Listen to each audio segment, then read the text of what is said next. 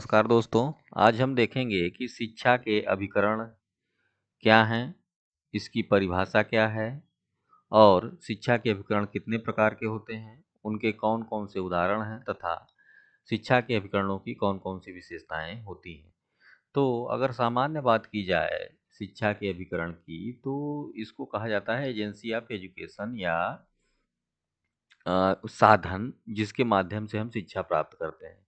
एक सामान्य बालक जब पैदा होता है, तो पैदा होने के पश्चात जब उसका विकास शुरू होता है, तो वह विभिन्न प्रकार की संस्थाओं के संपर्क में आता है। जैसे माँ-बाप के शुरुआत में संपर्क में आता है, परिवार के फिर इसके बाद बाहर निकलता है घर से तो उसके दोस्त, मित्र, यार जो पीयर ग्रुप होता है। फिर समाज है, जो समुदाय है, हाँ, वो विभिन्न ऐसी संस्थाओं से वो विभिन्न प्रकार की जो है शिक्षा ग्रहण करता है। तो यही जो संस्थाएँ हैं, यही एजेंसी ऑफ एजुकेशन कहलाती हैं। अर्थात जो शिक्षा को प्रभावित करती हैं, किसी न किसी रूप में बालक के शैक्षिक विकास को प्रभावित करती हैं, वही अ, अभिकरण या एजेंसी कहलाती है। एजेंसी वास्तव में अंग्रेजी शब्द एजेंसी से बना है, एजेंट से मिलकर बना है, जिसका अर्थ होता है प्रभाव डालना। अर्थात बालक के शैक्षिक विकास में ऐसे तत्व जो प्रभाव डालते हैं, वे सभी शिक्षा के अभिकरण या एजेंसी ऑफ एजुकेशन कहलाते हैं। यदि हम परिभाषाओं की बात करें, तो परिभाषाएं कई हैं। जैसे टी रेमंड कहते हैं कि बालक का शिक्षण केवल अध्यापन को ही नहीं बताता, बल्कि जिस साधन के द्वारा मानव कुछ भी सीखता है, वही उसका शिक्षण है। संक्षेप में संपूर्ण वातावरण को ही मानव का शिक्षक कहा जाता है। तो टी रेमंड ने बताया कि जो टोटल इन्वायरमेंट है किसी बालक का, वो पूरा का पूरा अभिकरण कहलाएगा, शिक्षा का अभिकरण कहलाएगा। बीडी भाटिया कहते हैं कि समाज ने शिक्षा के कार्यों को करने के लिए अनेक विशिष्ट संस्थाओं का विकास किया है। इन्हीं संस्थाओं को शिक्षा का अभिकरण कहा जाता है। तो किसी भी बालक के शैक्षिक विकास के लिए जो विभिन्न प्रकार की संस्थाएं समाज, सरकार द्वारा स्थापित की गई हैं, ये सब मिलके शिक्षा के अभिकरण कहलाते हैं। तो अगर हम इसके प्रकार देखें, शिक्षा के अभिकरणों के प्रकार देखें, तो जिस प्रकार से आपकी शिक्षा के प्रकार हैं कि टाइप्स ऑफ एजुकेशन कितने टाइप की होती है, फॉर्मल एजुकेशन, इनफॉर्मल और नॉन फॉर्मल, औपचारिक, अनौपचारिक और निरौपचारिक शिक्षा, उसी प्रकार से शिक्षा के अभिकरण भी जो है 3 प्रकार के होते हैं। पहला है शिक्षा के औपचारिक या सविधिक अभिकरण, जिनको फॉर्मल एजेंसी ऑफ एजुकेशन कहा जाता है। दूसरा है शिक्षा के अनौपचारिक या अविधिक अभिकरण, जिनको इनफॉर्मल एजेंसी ऑफ एजुकेशन कहा जाता है। और तीसरा है शिक्षा के निरौपचारिक या औपचारिकेतर अभिकरण, जिनको नॉन फॉर्मल एजेंसी कहा जाता है। अब पहले की बात करें कि शिक्षा के औपचारिक या सविधिक अभिकरण क्या है, फॉर्मल एजेंसी ऑफ एजुकेशन। तो जिस प्रकार से औपचारिक शिक्षा होती है कि विभिन्न प्रकार के जो है विद्यालयों में निश्चित समय पर, निश्चित पाठ्यक्रम के अनुसार, हाँ, और निश्चित जो है शिक्षण विधियों से, निश्चित समय सारणी से जो है क्लासेस चलती हैं, फिर निश्चित समय में परीक्षा होती है और निश्चित समय में आपको एक डिग्री दे दी जाती है। तो यहाँ पर देखें तो सब कुछ निश्चित है। अब जब सब कुछ निश्चित है, तो विद्यालय में तो बालक का विकास भी एक निश्चित जो है अवस्थाओं के अंतर्गत होता है।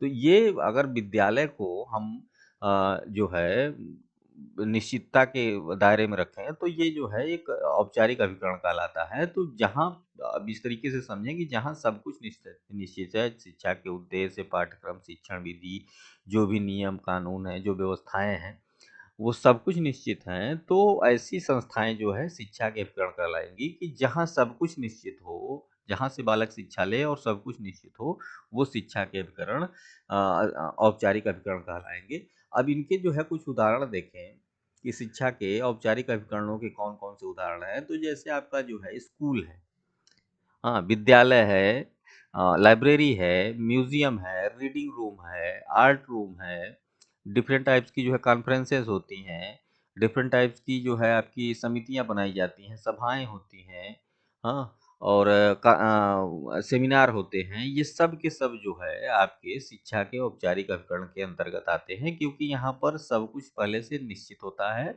निश्चित नियमों के अनुसार जो है बालक शिक्षा ग्रहण करता है।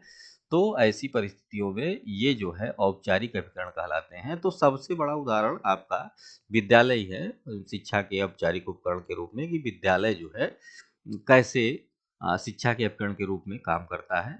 तो ये औपचारिक उपकरण, अब इसके कुछ विशेषताएं देखें कि औपचारिक उपकरण की क्या विशेषताएं होती हैं। तो पहला है, औपचारिक उपकरण की कार्यप्रणाली निश्चित होती है। तो जो फंक्शनिंग है, जो वर्क सिस्टम है आपके औपचारिक अभिकरण के, वो निश्चित होते हैं, निश्चित नियमों के अनुसार चलते हैं। औपचारिक अभिकरण में दी जाने वाली शिक्षा निश्चित एवं व्यवस्थित होती है। तो एक ऑर्गेनाइज फॉर्म में आपको शिक्षा यहाँ पर दी जाती है। इसमें जो शिक्षक होते हैं वो एक्सपर्ट होते हैं, विषय विशेषज्ञता रखते हैं, निश्चित विषय के निश्चित शिक्षक रहते हैं, उनको उसमें अपने विषय में जो है एक्सपर्टाइज रहता है, वो सारी चीज़ों को जानते हैं। इस प्रकार के अभिकरण में शिक्षा के उद्देश्य पहले से निश्चित होते हैं। तो जो हम लोगों ने बात की अभी ऊपर, कि पहले से सब कुछ निश्चित रहता है, उद्देश्य निश्चित रहेगा, समय सारणी निश्चित रहेगी, आपका पाठ्यक्रम निश्चित रहेगा, शिक्षण विधियाँ निश्चित रहती हैं।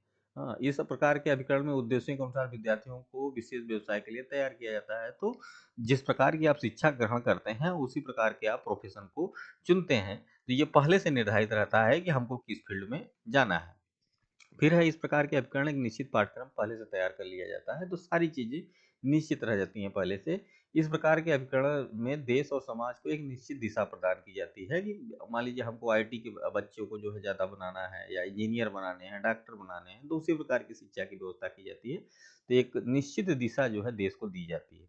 इस प्रकार के अभिकरण परंपरागत एवं राजकीय नियमों द्वारा नियंत्रित होते हैं। तो जो ये अभिकरण रहते हैं, चाहे विद्यालय हो, चाहे आपका लाइब्रेरी हो, कुछ निश्चित नियम होते हैं उसके, जो वहाँ का संस्था जो है, वहाँ की मैनेजमेंट, या भारत सरकार, या उत्तर प्रदेश सरकार, या किसी भी प्रकार की सरकार जो है, उसको कुछ निश्चित नियमों के अनुसार चलाती है।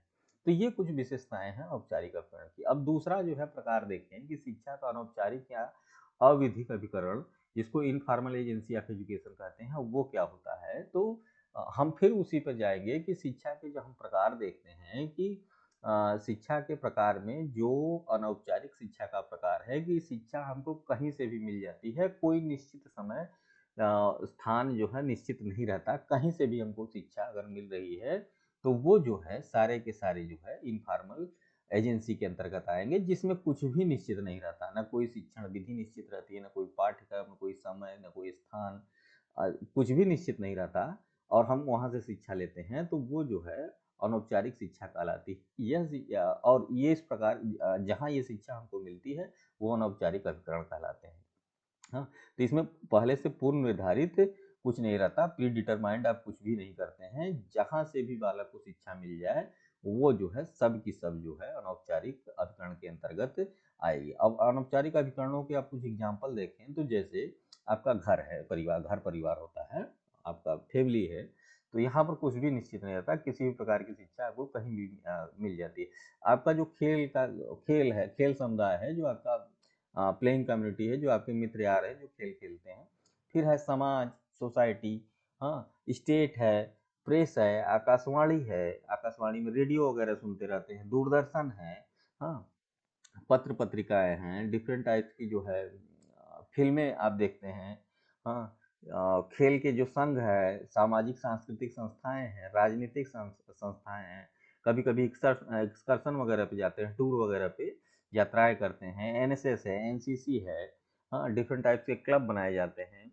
तो इसमें देखें आप, तो कोई निश्चित समय नहीं है, कोई स्थान भी निश्चित नहीं है, आपको कभी भी किसी भी प्रकार की शिक्षा इन संस्थाओं से मिल सकती है। तो ये सभी की सभी संस्थाएं आपकी अनौपचारिक या अविधिक या इनफॉर्मल एजेंसी कहलाती हैं एजुकेशन के लिए। अब इसकी विशेषताएं देखें, तो विशेषताएं क्या हैं अनौपचारिक अभिकरण की, कि अनौपचारिक अभिकरण में निश्चित उद्देश्य एवं लक्ष्यों का अभाव रहता है। तो ये निश्चित नहीं रहता कि हमारे जो है उद्देश्य क्या है।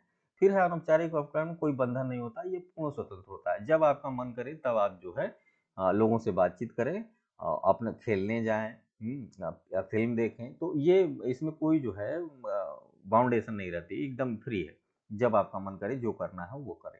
फिर अनौपचारिक अभिकरण में अनिश्चित और औपचारिक रहित होते हैं। ये जो है निश्चित नहीं रहते, ये अनसर्टेन, कभी भी किसी भी समय जो है आप शिक्षा प्राप्त कर सकते हैं, इसमें कोई फॉर्मेलिटी नहीं होती है।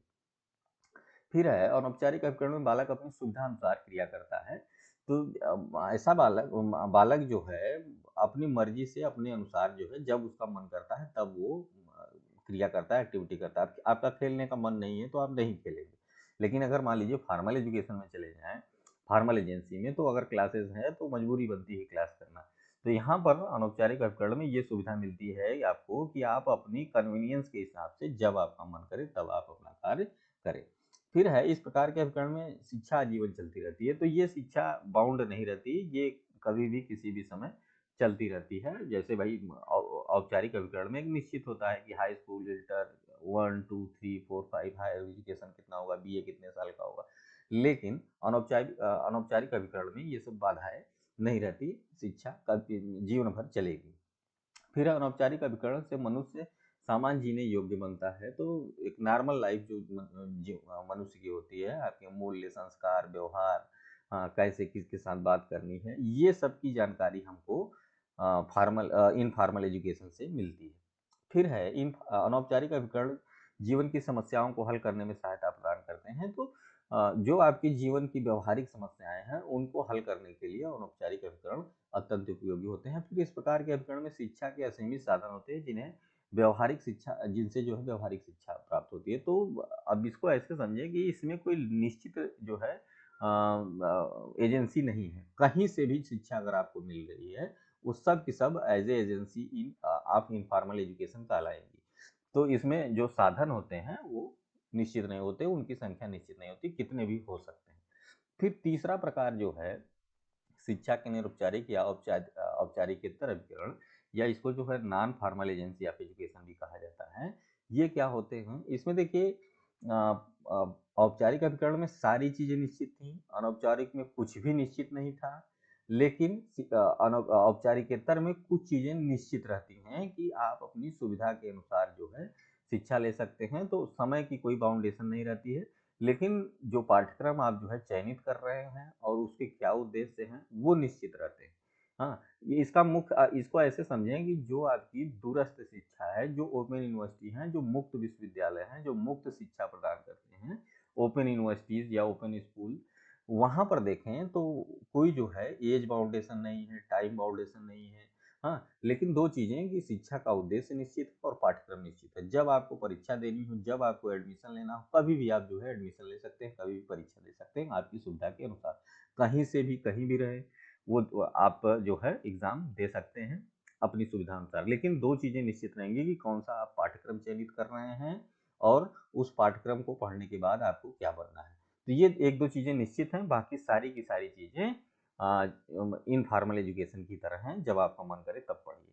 ठीक है, तो ये जो है बेसिक अंतर। अब ये शिक्षा दी कहाँ जाती है कि इसके जो है एग्जाम्पल क्या क्या होंगे कि देखिए, इसमें है प्रौढ़ शिक्षा केंद्र जो है होते हैं, एडल्ट एजुकेशन सेंटर जो होते हैं, करिस्पांडेंस एजुकेशन है, आपका जो है मुक्त और जो है दूरस्थ और मुक्त विश्वविद्यालय हैं, रोजगार देने वाली संस्थाएं हैं, समाज कल्याण केंद्र है, रेडियो है, दूरदर्शन है, कंप्यूटर है, सैटेलाइट के माध्यम से शिक्षा लेते हैं, इंटरनेट के माध्यम से, ईमेल के माध्यम से, फोन के माध्यम से, मोबाइल के माध्यम से शिक्षा जो ग्रहण करते हैं, ये सारी की सारी चीज़ें इनफॉर्मल नॉन फॉर्मल एजुकेशन के अंतर्गत आती हैं कि वहाँ पर तो दो चीज़ यहाँ पर दो चीज़ें निश्चित हैं आपकी, आपके जो है पाठ्यक्रम और आपके उद्देश्य। बाकी सारी चीज़ें जब आपका मन करता है तब आप शिक्षा लेते हैं। तो ये है अनौपचारिक अभिकरण। इसकी कुछ विशेषताएं देखिए, सॉरी, औपचारिकेतर या निरौपचारिक। अब इसमें देखें इसकी कुछ विशेषताएं क्या क्या है कि पहली बात है कि औपचारिकेतर अभिकरण में समय एवं स्थान का बंधन नहीं होता। जो मैं बात कर रहा था कि कोई समय निश्चित नहीं रहता, जब आपका मन करता है तब आप शिक्षा लेते हैं, कहीं से भी आप जो है, आप स्थान भी निश्चित नहीं रहता कि पर्टिकुलर एक ही जगह आपको जाना है, कहीं भी आप जा सकते हैं, एजुकेशन ले सकते हैं। यह लचीली एवं सुलभ होती है, फ्लेक्सिबल और एक्सेसिबल होती है, बहुत फ्लेक्सिबल होती है, आपकी मर्जी के अनुसार शिक्षा इस प्रकार की चलती है। जो मुक्त और दूरस्थ शिक्षा होती है, ओपन एजुकेशन, कि आप जो है जैसे चाहें वैसे जो है शिक्षा ग्रहण कर सकते हैं। इस प्रकार के उपकरण अब अल्पव्ययी होते हैं, बहुत ज़्यादा जो है महंगे नहीं होते, सिंपल फीस रहती है, उतना दे के आप डिग्री ले सकते हैं। फिर इसमें गैर कार्यरत व्यक्ति एवं नौकरी करने वाले व्यक्ति भी शिक्षा ग्रहण कर सकते हैं। तो इसमें दोनों प्रकार के व्यक्ति, जो नौकरी में हैं या नौकरी में नहीं हैं, उनको शिक्षा लेनी है, वो दोनों प्रकार के व्यक्ति शिक्षा ले सकते हैं। फिर है, इस प्रकार के अभिकरण में अनौपचारिक शिक्षा की भांति योजनाबद्धता की कमी नहीं होती। तो इसमें योजनाएं बनाई जाती हैं, जो मैंने बात की कि आपका पाठ्यक्रम निश्चित है तो प्लानिंग तो की ही जाएगी कि किस प्रकार से आपको शिक्षा लेनी है, लेकिन जो है उसमें बहुत ज़्यादा बाध्यता नहीं रहती है, फ्लेक्सिबिलिटी रहती है। फिर है, इसमें यह औपचारिक अभिकरण ना तो पूर्णतः संगठित होता है और न नियमबद्ध होते हैं और न ही पूर्णतः संगठित और स्वतंत्र। तो ये बीच की स्थिति है कि फ्लेक्सिबिलिटी रहेगी, ना बहुत ज़्यादा बाउंडेशन आपको रहेगा, ना बहुत ज़्यादा रूल्स एंड रेगुलेशन रहेंगे। हाँ, तो और बहुत ज़्यादा जो है इंडिपेंडेंसी भी नहीं रहेगी। तो कई चीज़ें मिलके मतलब एक बीच की स्थिति है कि आप जो है अपनी मर्जी के अनुसार, अपने जो है समय के अनुसार, अपने जो है स्थान के अनुसार, हाँ, और अपने जो है इकोनॉमिक कंडीशन के अनुसार जो है शिक्षा ले सकते हैं। फिर है, इस प्रकार के अभिकरण में शिक्षा के उद्देश्य एवं परीक्षा निश्चित होती है, परंतु छात्रों को के प्रवेश, शिक्षा और अनुशासन के नियम व्यापक, उदार एवं लचीले होते हैं। तो जो बात हो रही थी कि उद्देश्य तो निश्चित है, परीक्षाएं भी निश्चित रहती हैं, लेकिन परीक्षाओं में भी आपको जो है ये फ्लेक्सिबिलिटी दी जाती है कि वहाँ पर 2 या 3 बार जो है सेशन में वो सब एग्जाम लेते हैं, तो जब आपका मन करे तब आप जो है एग्जाम दे सकते हैं। प्रवेश के लिए भी कोई निश्चित समय नहीं रहता, साल भर चलता रहता है। हाँ, और डिसिप्लिन वगैरह तो बहुत जो है फ्लेक्सिबल रहते हैं। तो ये कुछ विशेषताएं हैं औपचारिकेतर या नॉन फॉर्मल एजुकेशन की। तो इस प्रकार आज हमने देखा कि शिक्षा के अभिकरण क्या हैं, उनके क्या क्या प्रकार हैं, उनके कौन कौन से एग्जाम्पल हैं और उनके कौन कौन से विशेषताएं हैं। अब आगे हम परिवार की बात करेंगे। फॉर्मल नॉन फॉर्मल एजुकेशन में परिवार क्या है और उसकी भूमिका क्या रहती है एजुकेशन में। Thank you.